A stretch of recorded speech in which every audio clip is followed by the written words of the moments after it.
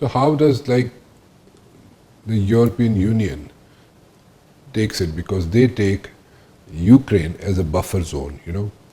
So if it is not happening, if the war is not stopping like anywhere close to a year, 6 months time, so if the buffer zone is not there, if Ukraine is not there, so the European Union countries, they are like a bit, you know, jittery about this thing that the next move could be like any part of Europe. Are they like, do they have a reason for that? The European countries, do they have a reason to like believe all these things that can happen? There's a smile coming up from your face. Are you smiling now? I'm very positive because I'm positivist, because I truly believe that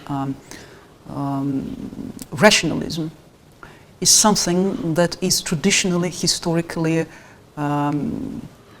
characterizing institutions of Europe. On purpose, I'm not saying European Union, because European Union was a branch. The headquarters was in Washington. And after the end of the Second World War, the project, which we call European Union, has been constructed on the soil of the ideology of United States. And dollar ruled since that time. So the system that has been built in the European Union is absolutely, let's say, political proxy of United States in ideological way. And now we can see, if we use the economic terms, the last phase of the life cycle of the European Union as a project.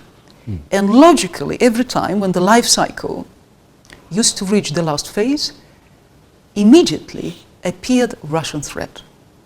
It's a very useful instrument in order to solve all the political, economic, financial and military problems in Europe.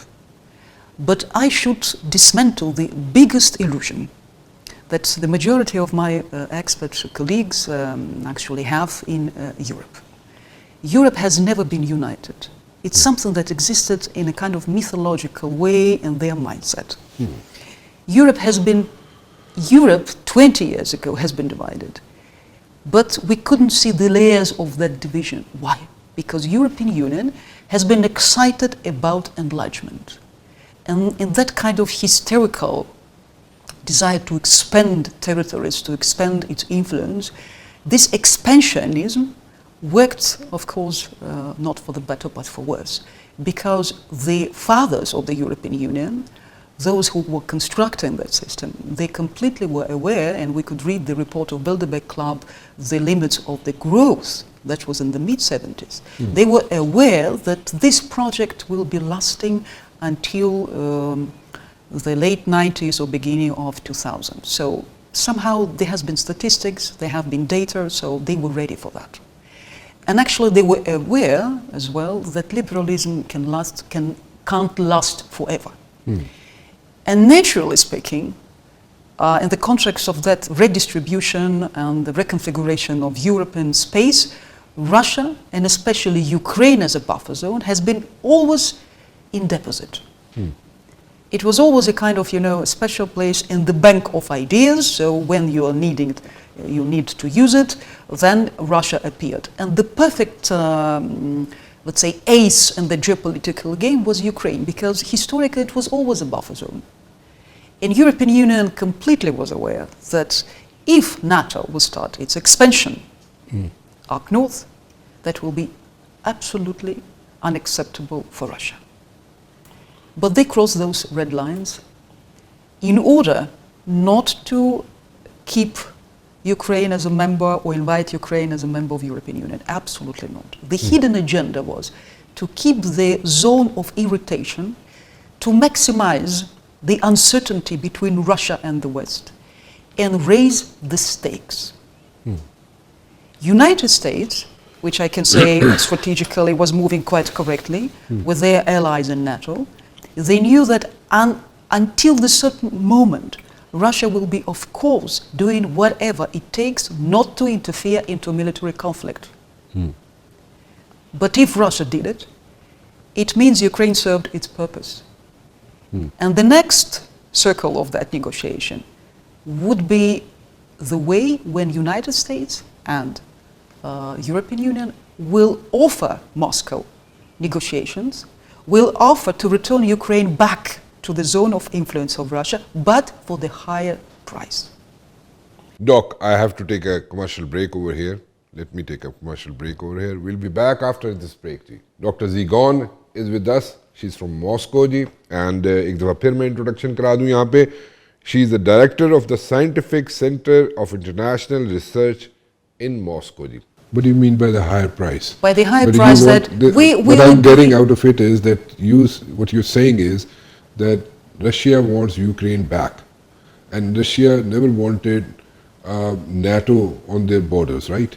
And if you want Ukraine back, so that means that until and unless your objectives, the Russian objectives are not achieved, the war is not going to end. Until and unless you get hold of the entire Ukraine, it's not ending anywhere soon, right?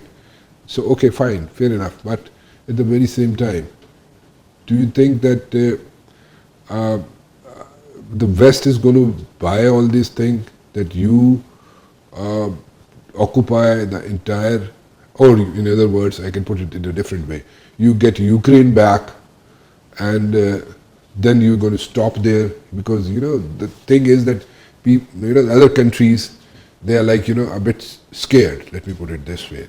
They have this feeling at the back of their minds that probably Ukraine is not the last stop for Russia.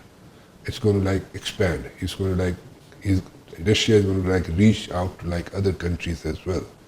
So can they rule out this feeling which is at the back of their minds, or no? How should we take it, Because people, lots of people out there who like Putin, right? They like his approach. They like talking to the sole superpower president, the way, the body language, all the stuff. They like him. Putin is liked. But there's some out there who are a bit scared of him. So that's why I'm asking that, is this thing going to stop at Ukraine, or is it going to expand some of the European countries have this feeling? I have to actually clarify one important thing, which takes place when I hear questions like that. The majority of experts and journalists and media all the time operate with this kind of disposition. When Ukraine occupation, Russia, it's completely wrong from the very beginning. Because we have to figure out, what does it mean, occupation? All of us understand that Ukraine is used as a battlefield for the proxy war. The war between the West and Russia has been for quite a long time. It didn't start on the battlefield of Ukraine. It didn't start when NATO started to expand. It started years and years, decades ago. And I can even trace you, I can monitor your historical background, and we can get up to the period of the beginning of 20th century and the resolution and decisions that were made after the end of the First World War, and how Russia has been actually projected for the hundreds of years ahead after the October Revolution in Russia. Russia has been always, in historical context,